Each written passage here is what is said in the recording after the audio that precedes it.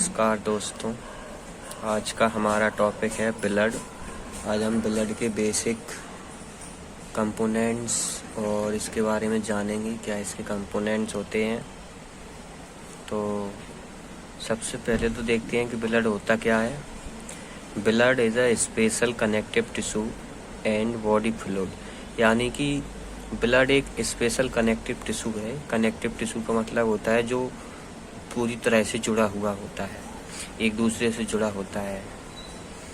और which circulates in the human body, ये human body में सर्कुलेट होता है। इसका पीएच होता है 7.4, स्लाइटली एल्कलाइन इसका पीएच होता है। इसकी स्पेसिफिक ग्रेविटी होती है 1.044 टू 1.055। इसका वॉल्यूम होता है 5 से 7 लीटर के बीच में होता है, 4.5 भी इसको मान सकते हैं आप। इसके कंपोनेंट्स क्या क्या होते हैं। कंपोनेंट्स में फॉर्म एलिमेंट्स होते हैं जैसे कि आरबीसी, डब्ल्यूबीसी, प्लेटलेट। आरबीसी को एरिथ्रोसाइट कहते हैं, डब्ल्यूबीसी को ल्यूकोसाइट कहते हैं, प्लेटलेट को थ्रोम्बोसाइट कहते हैं। देखिए ये आपको दिख रहा होगा साफ साफ, ये ब्लड है। इसमें इसको सेपरेट किया गया है सेंट्रीफ्यूज के द्वारा। इसमें जो प्लाज्मा है ऊपर का येलो येलो कलर का, ये 55% ऑफ टोटल ब्लड होता है प्लाज्मा। और बीच में ये जो है इतना ये 1% होता है, बफी कोट इसको कहते हैं। इसके अंदर वाइट ब्लड सेल्स प्रेजेंट होते हैं। और जो 45% होता है वो आरबीसी होता है, ये आपको दिख रहा होगा। तो प्लाज्मा में होता क्या है, प्लाज्मा 92% ऑफ वाटर होता है, यानी कि ये इसमें 92% वाटर होता है। ये वाटर का बना हुआ होता है, इसका कलर येलोइश होता है, आपको दिख रहा होगा। और इसकी प्रोटीन इसमें 7% होती हैं। 7% के अंदर जो प्रोटीन्स आती हैं वो होती हैं एल्बुमिन, ग्लोबुलिन, फिब्रिनोजेन एंड कुछ इनऑर्गेनिक सॉल्ट्स भी होते हैं इसमें, जैसे पोटेशियम क्लोराइड, ऐसे इनऑर्गेनिक सॉल्ट्स भी होते हैं। अब देखते हैं कि होता क्या है इसमें, कंपोनेंट्स के बारे में देखते हैं। तो फॉर्मेशन ऑफ ब्लड हेमेटोपोइसिस होता है। अगर कहीं हेमेटोपोइसिस या हीमोपोइसिस लिखा है तो समझ जाइए कि फॉर्मेशन, ब्लड की फॉर्मेशन के बारे में बात हो रही है। और formation of erythrocyte is called erythropoiesis. तो सबसे पहले हम देखेंगे आरबीसी के बारे में, क्योंकि प्लाज्मा हमारा हो चुका है। आरबीसी यानी कि रेड ब्लड सेल्स, जिन्हें एरिथ्रोसाइट भी कहा जाता है। इनकी ब्लड में इनकी नॉर्मल रेंज जो होती है 4.5 टू 5.4 मिलियन सेल्स पर CU/mm होती है, यानी कि ये 4.5 से 5.4 मिलियन सेल्स के बीच में होती हैं। इनकी लाइफ साइकिल होती है, ये 120 दिन इनकी लाइफ होती है। 120 दिन बाद ये दूसरी बनती है। साइज होता है इनका, ये बाई कॉनकेव होती हैं और इनमें न्यूक्लियस नहीं होता है। डायामीटर होता है इसका 7 माइक्रोमीटर, बिना न्यूक्लियस की होती हैं, इनमें कोई न्यूक्लियस नहीं होता है।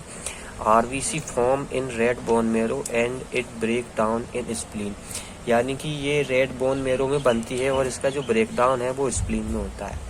Mainly transport oxygen but also carry some carbon dioxide. इसका जो मेन काम है वो ट्रांसपोर्टेशन ऑफ ऑक्सीजन का इसका मेन काम होता है।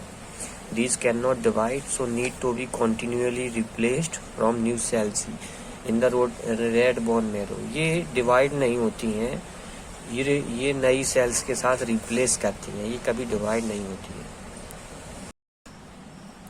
अब देखेंगे ल्यूकोसाइट्स को, यानी कि वाइट ब्लड सेल्स। इनकी जो लाइफ होती है वो 12 से 20 दिन होती है और ये 1% ऑफ टोटल ब्लड होते हैं, यानी कि ये टोटल ब्लड का 1% पार्ट होता है। इनकी नॉर्मल रेंज होती है 4500 टू 11,000 पर माइक्रोलीटर।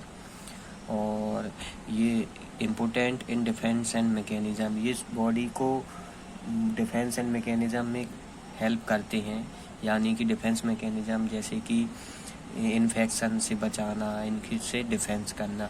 और formation of WBC is called leucopoiesis, यानी कि डब्ल्यूबीसी का जो फॉर्मेशन होता है उसको ल्यूकोपोइसिस कहा जाता है।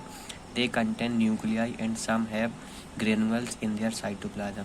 इनमें न्यूक्लियस भी होता है और साइटोप्लाज्म में ग्रेनुअल्स भी होता है।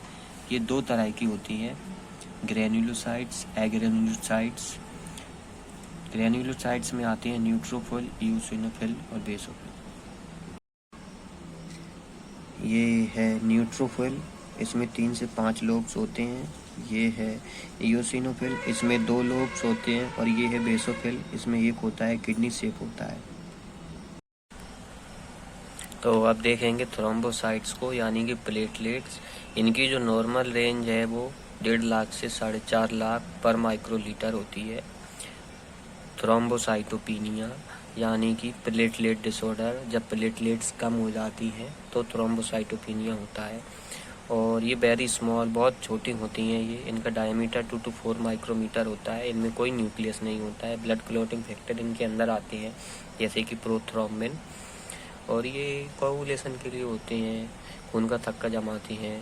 जब हमारे शरीर में कोई चोट लग जाती है तब ये आती हैं, इनकी वजह से ब्लीडिंग कम होती है। इनकी लाइफ होती है 8 to 11 डेज इनकी लाइफ होती है।